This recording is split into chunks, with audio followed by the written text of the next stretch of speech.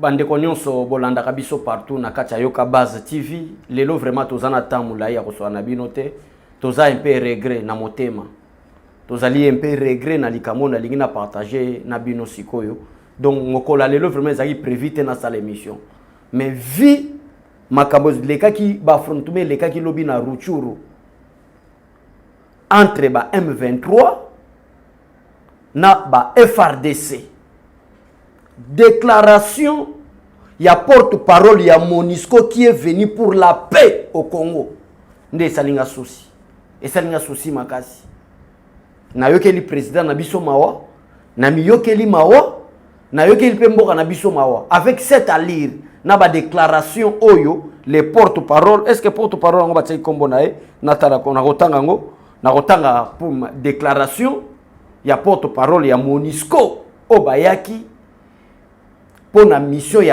paix pour la République démocratique du Congo qui était agressée dans un groupe rebelle, il y a un État Moussous, Monisco. Nations Unies va délégué, va représentant na bango na Congo, va bengi bongo Monisco pour la paix, pour imposer paix, pour na kotia kimia. Ou soit, ba Nations Unies samokili ba sangana, tout le monde impacte à Nations Unies, on a monde des alaka société. Ou soit et zalaka kaka pour na ba pays occidentaux mais pour na biso ba africain te surtout biso ba congolais et loko nini président de la république a lobité que a repesa bien bozalaki na Laurent Désiré Awa Laurent Désiré Kabila a bengani na bino bouti ozana Joseph Kabila bengani kutu na ambassadeur ya Union européenne alors ne vous gérez pas aux affaires internes nous rendez bozalaki na COP ya balkanisation il y a République démocratique du Congo. Mais bon, il y a bien en dehors, il y a États-Unis. En dehors, il y a Nations Unies. En dehors, il y a puissance sur la terre. Mais bon, au-delà, il y a aussi un Dieu qui est juste. Il y a aussi un Dieu juste, juge. La puissance, vous êtes capable, il y a aussi un pays africain au Bolingi.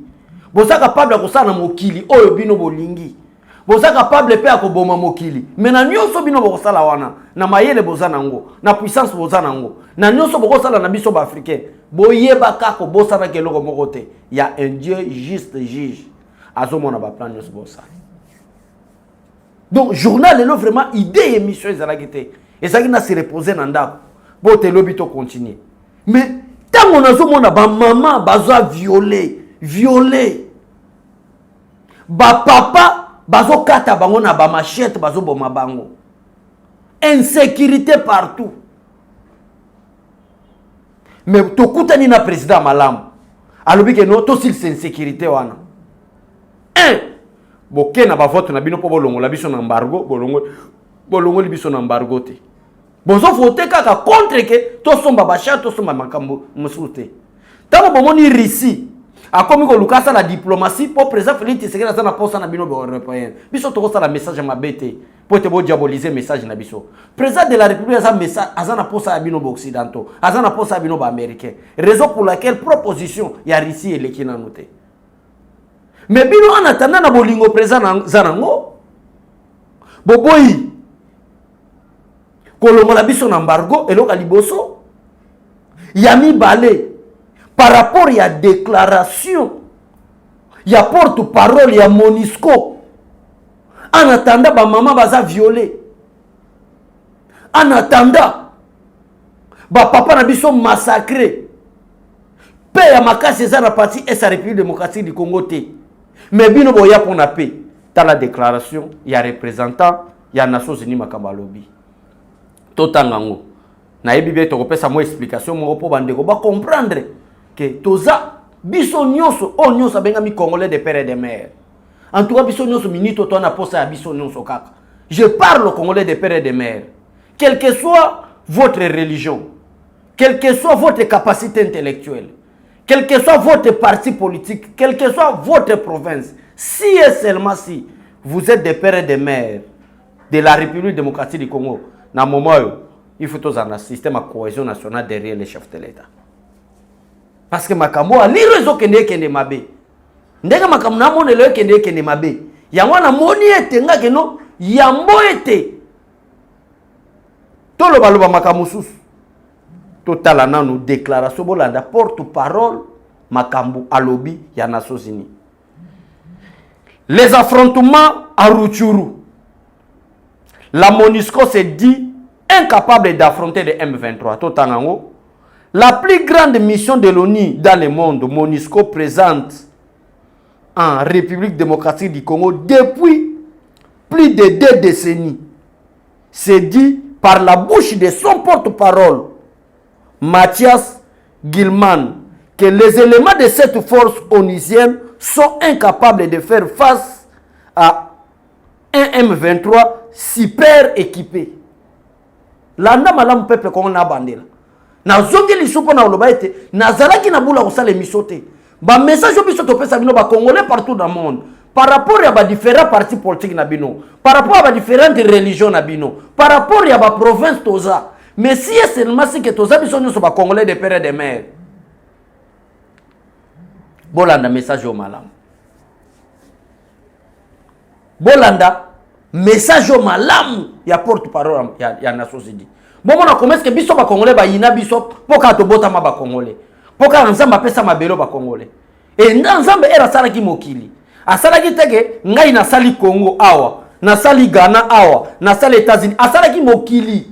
Ba séparation ezali bino moko les blancs. Bino moko occidentaux boya ko pesa biso ba séparation que Congo e bandi awa et suki awa na capacité nzambe moko pesa bino. Dieu a seulement fait le monde, l'univers monde. Asali mokili. Nzamba suki ne ko sala mokili. Asali na ba océan, ba mer rouge, ba mer noire, asali ba fleuve, asali pe ba bibale mike mike. Oh moi to tanga sous ezate. Mais c'est à vous les blancs. Boya ki komona ke Congo ezo banda awa ezo suka awa. Rwanda ezo banda awa ezo suka awa. Gabon ezo banda awa ezo suka awa. Tango bozo sala bongo, bozalaki capable ya kopesa biso ba congolais kaka Kinshasa, Bandundu, Bakongo, Kasai, les deux Kasai, Équateur, nini, bolobi ke kune komi mboka mususu. Mais na bino le wolo bomona ki ke congolais o azana Kinshasa. Mutu o bomoni na kati ya Kinshasa. Na mutu o bomoni na côté ya Beni. Bazana mentalité moko, bazana façon komona makamundenge moko, c'est que baza batu moko. Bosalango République démocratique du Congo bopesa biso. OK na moment bosa la séparation ba mir. Na moment boso tia ba clôture ya ba pays. Boso ba limitation esuki awa.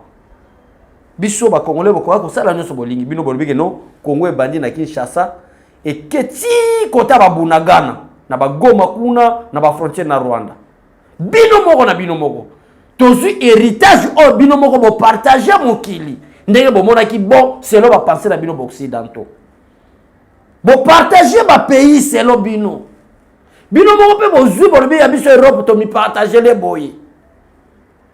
Mais to sali bino nini?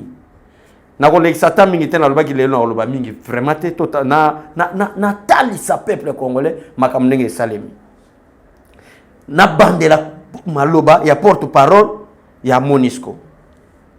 La plus grande mission de l'ONU dans le monde. MONUSCO présente en République démocratique du Congo depuis plus de 2 décennies. C'est dit par la bouche de son porte-parole, Mathias Gilman, que les éléments de cette force onusienne sont incapables de faire face à un M23 super équipé. Landa malam. Super équipé.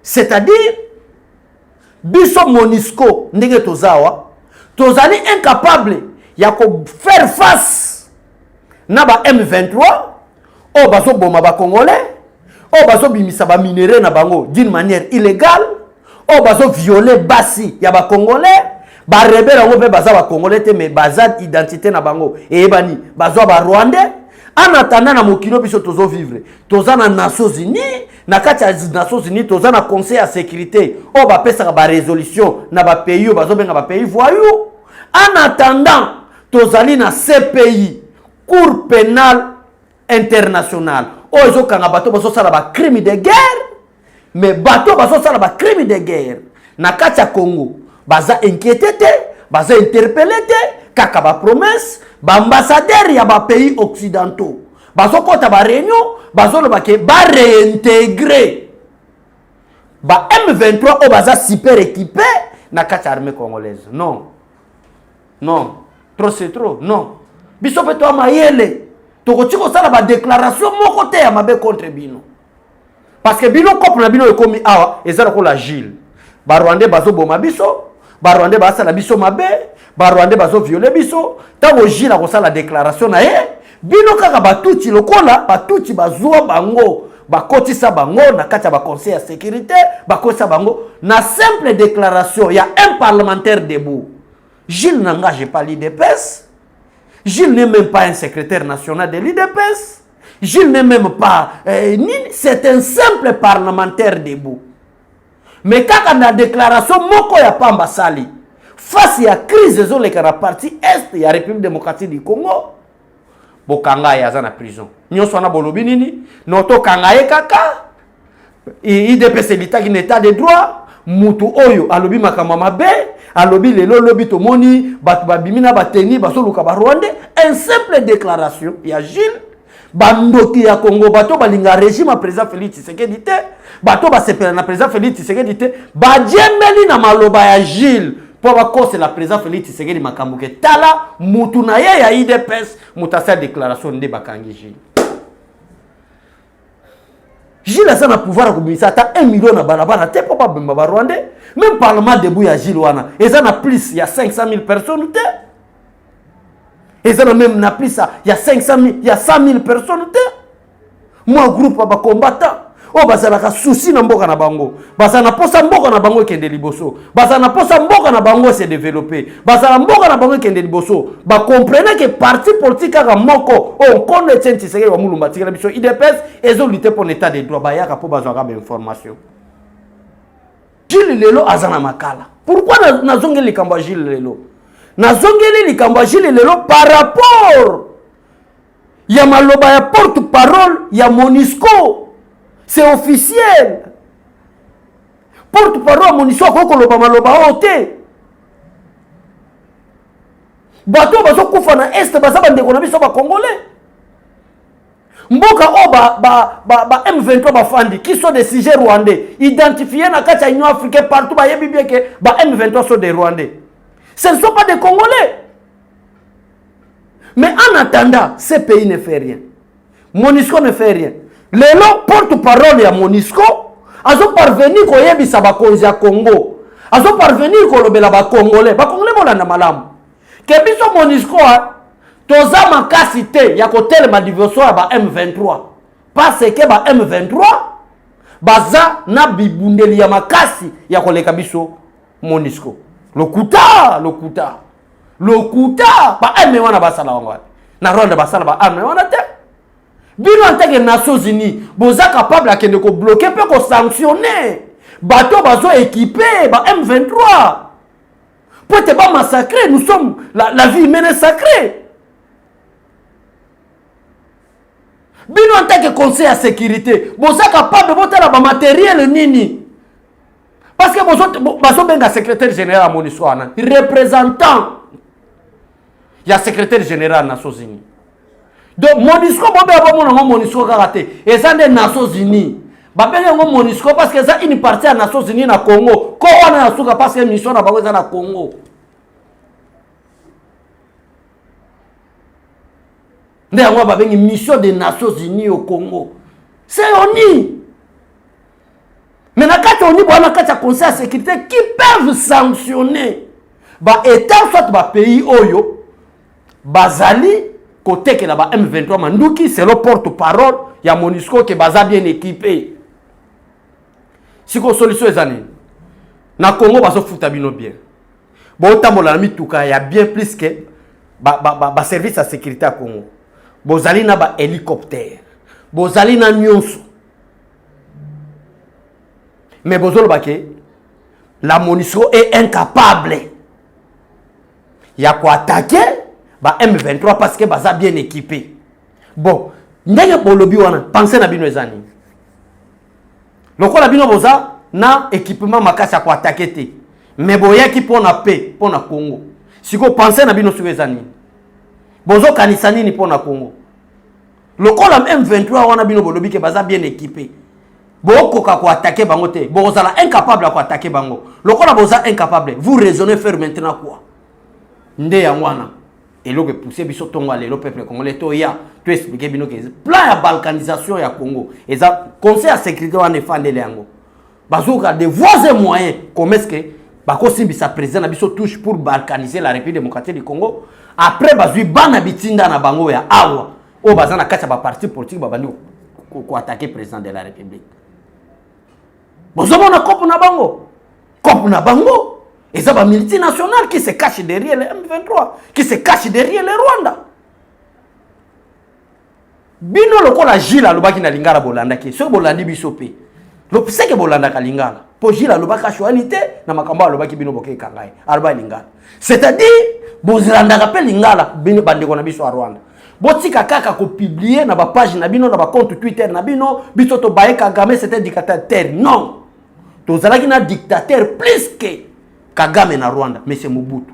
Mobutu était dangereux plus que Paul Kagame, cher Rwandais. Mais, les Congolais, ou soit Bazario à l'époque, ba défier Mobutu Tiakenda.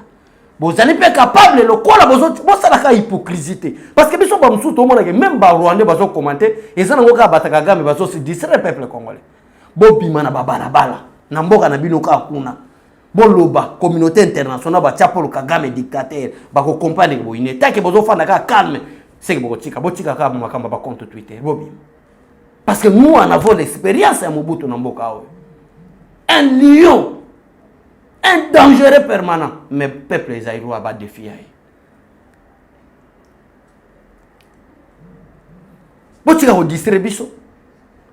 Siko ngai maintenant la ligne expliquer peuple congolais ni. Pe biso to mayele. Tu comprends de tout chini ni bino bolingo si sa président Félix Tshisekedi. Tu relancer message à NT. Tu relancer message à Kopanza Batute. Tu expliquer kaka peuple congolais que botala makam porte-parole ya Monisco à lobby que bako toucher ba M23 parce que baza makoki wana te, baza incapable. Ba M23 baza super équipé. Ozomona wana envoie ko ba balkanisation. Alors faites confiance au président de la République. Faites confiance au président de la République. Azoi, azana maïe, azon me mabango. Mais eloko zoka musanga. Mboka na biso infiltration bandakala nzamba lola.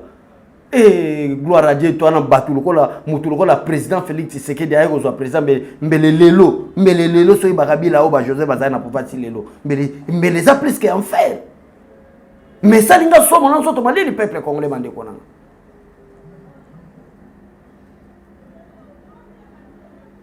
Identifier que depuis plus de 2 décennies, c'est-à-dire plus de 2 décennies, c'est-à-dire 10 ans, plus de 20 ans, Monisco Bazao, Namboka Nabiso, plus de 20 ans, Bazao Namboka Nabiso, c'est hier, par rapport à l'affrontement à Rutshuru, ne Monisco a distraire bande ko na biso à est azo distraire biso peuple congolais azo distraire Congo pour que nous sommes incapables à affronter ba M23 parce que baza super équipé. Non, trop c'est trop, trop c'est trop. Yangwana nazo bisa peuple bozomo na place bitumba ya président Félix Tshisekedi aza bozomo na raison pour laquelle bino ba dongolomi qui n'a pas l'amour du pays. Bozaka na amour à conquête et à pouvoir. Bozomo na ba raison ba voyage à président Félix Tshisekedi parce que Congo ezaki scellé, bakanga ki Congo na clé et se développer té. Toteka Congo na ba étranger na ba paya, na ba multinational. Nde yangona na dès le début émission na bandi ko expliquer peuple congolais. Nous sommes obligés à rester derrière le président Félix Tshisekedi. Vous voulez réellement les changements. Insécurité dans la partie est, il y a la République démocratique du Congo ici là. Vous voulez réellement le travail. Soutenons le président Félix Tshisekedi. S'il vous plaît, par rapport à l'émission de Epsibino, peuple congolais, to Panzanate, to Kabonate, soutenons le président Félix Tshisekedi. Soutenez-le. Comment c'est possible? Kabamba ba structure internationale nous se fanda. ya bamba ba structure ya ba organisme international fanda na mboka oyo. Mais pas quoi faire face na ba groupes armés. C'est que ça bango batinda bango pona ko nuire ba Congolais. C'est que ça bango. Bango ne ba pusaka ba rebelle wana ba agresseur wana ba yako. Na nyonso expliquer bino peuple congolais pour retenir le moko. Que batu oyo ou soit organisme oyo ezo lukande balkanisation à Congo ezali ne MONUSCO e monani na déclaration wana. Pourquoi na lobby bongo boya ko inquiéter biso te ko menacer biso te ndenge bosala ragile? Pourquoi peut to fingi binote to zwika maloba porte parole to expliquer na peuple congolais ba yeba réalité ba yeba bitumani ni président obiso to vota azokuta nango pe ndenge na leki na pesi message à NT po komi bongo bozwi maloba bataille de pes bo bandi otia voilà tala Gilles Makamba lobby tala Makamba Becho la lobby tala Makambu René a lobby tala Makambu Yoka so a lobby tala boy bozwi maloba wana botie OK bato nyo sona tengi bakombo wana nangage pas l'IDPS parce que na bango ba simple ba parlementaire debo biso pe to kopesa message à NT toza même moral na mo considérer biso to yebi diplomatie azo sala mais to yebi sika ba congolais botala par rapport ya message na kopesa bino donc ba frontome salama ki lobby moto ya makasi bitumba chaleur plus que même oizo le kana Ukraine mais ba sala ata déclaration te déclaration na bango ezali nini ezali ete baza incapable ya ko affronter ba M23 pour baza super équipé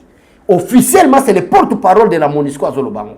Maintenant moi je me pose la question de savoir nani ba M23 qui sont identifiés comme des militaires rwandais qui sont identifiés comme une structure imposée par Paul Kagame, n'a pas objectif précis pour na kosi ba mbonga ba congolais. Mais Congo azana posa somba bachar. Congo azana posa asomba manduki. Congo azana posa asomba ba hélicoptère ba avion. Bino na kati conseil à sécurité na bino mais c'est le porte-parole, bo voter par lui non Congo asomba te. Et après bozoya koloba ke ba M23 baza super équipé. Peuple congolais na pesi bino ka clavier zé pana bino bino mo bo comprendre bitumba nini président Félix Tshisekedi azokuta nango pona makambo zo salema na est ya République démocratique du Congo. Moi message à muke toza ko pesa bino yango wana bokende misala bo sefaki ya misana bino nzamba pambola ba congolais nous et à bientôt au revoir.